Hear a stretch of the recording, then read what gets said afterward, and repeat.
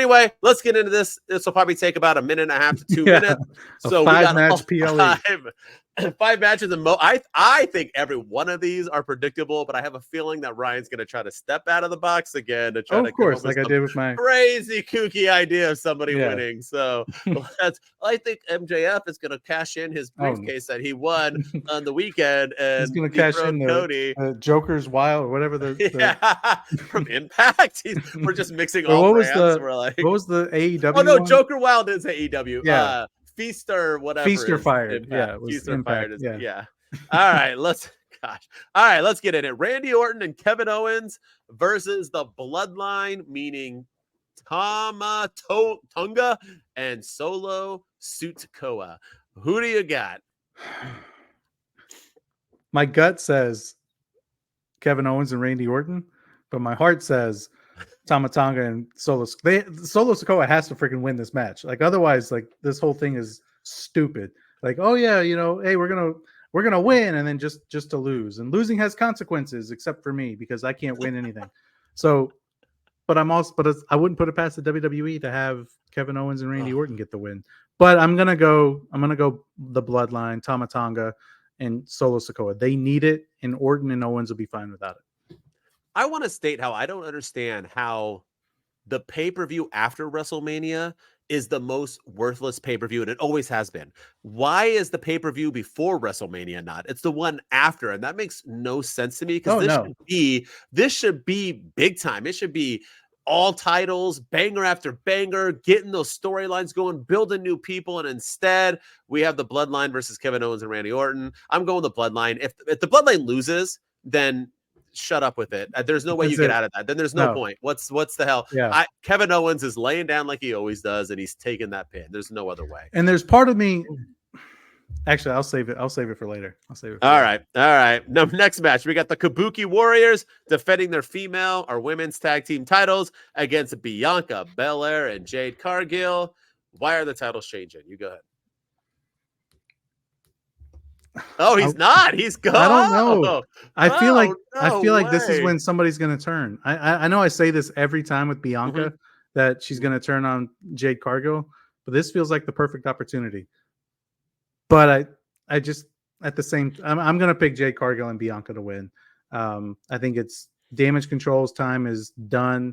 The Asuka and Kairi Sane have done everything they can. They want to get gold on Jade. It makes sense. So. And her and Bianca, maybe the turn happens when they lose the titles. Maybe the turn happens a little bit further down the road. Let them build themselves as a tag team for the inevitable turn between one of them. So if it's not happening tonight, if it's not happening at Backlash, which there's still a part of me that thinks it might, I think it's going to happen later. So I'm picking Jade and Bianca to win. No, the Kabuki Warriors are so going to get over on SmackDown on these two, and then they're going to lose. The Kabuki Warriors are.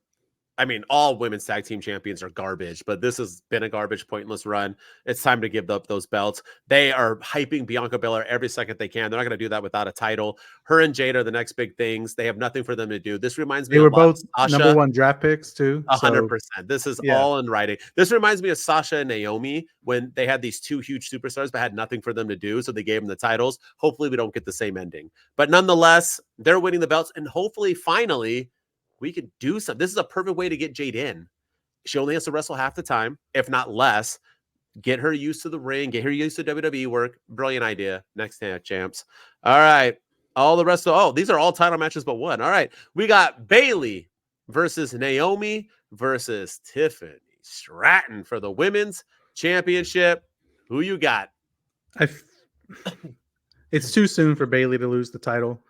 As much as I love what Tiffany Stratton's doing right now, and she's probably the hottest thing going in WWE, I think now it's still too soon for Bayley to drop the title. So I think Bayley's going to retain. Yeah, I'm going to say Bayley pins Naomi, and we finally get that whole bicker. Bianca was right. Can't trust Bayley. Naomi's going to maybe turn heel.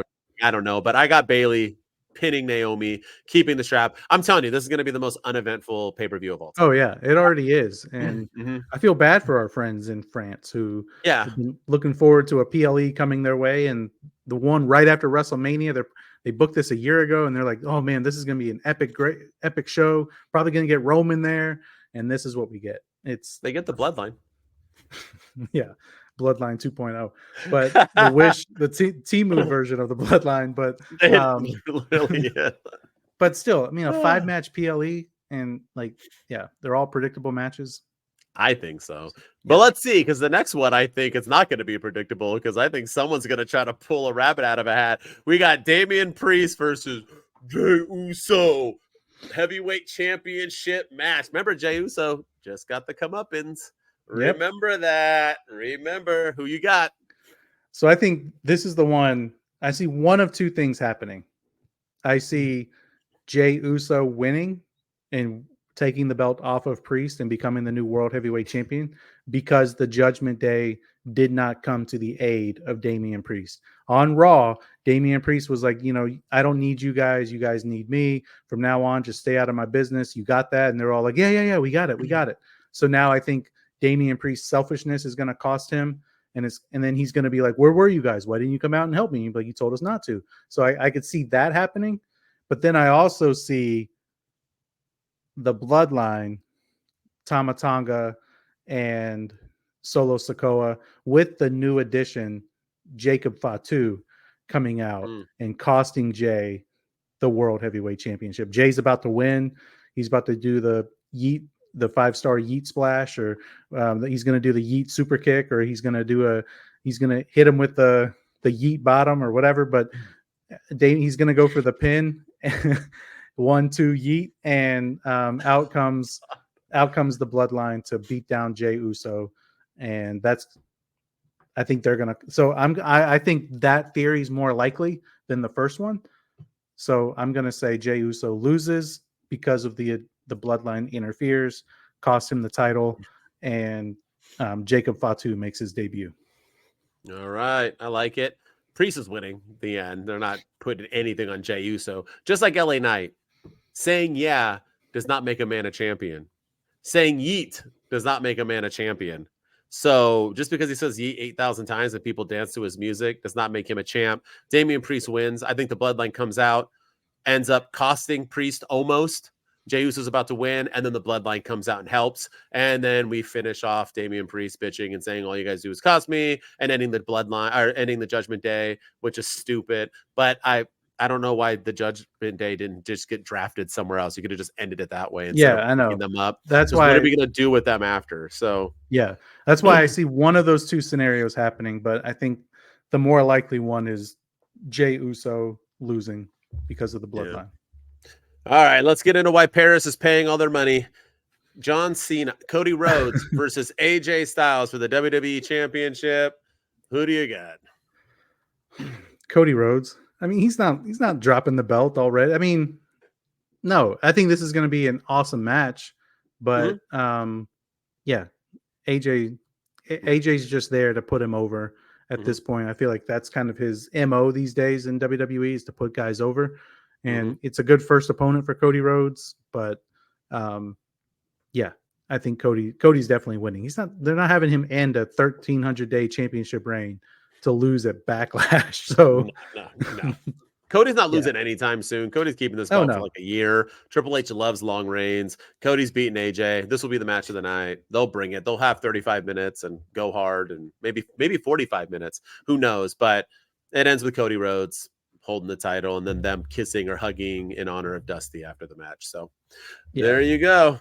Do you think, before we wrap up, with this card only having 5 matches, do you think this is when we get some answers to all these QR codes that are coming, and Uncle Howdy makes his debut or return with the Wyatt? I mean, obviously it's the new Wyatt family. Yeah. Does that happen at Backlash, or do they hold off a little bit more on that? I feel like with this kind of card, like, they got to have something big happen. And I feel like that would be perfect. And they do it, but they do it like against Cody, or they do it after like Wyatt Bray did, and it just has nothing to do with the match. They're gonna roll the stupid little logo, and then it's gonna be like, sure.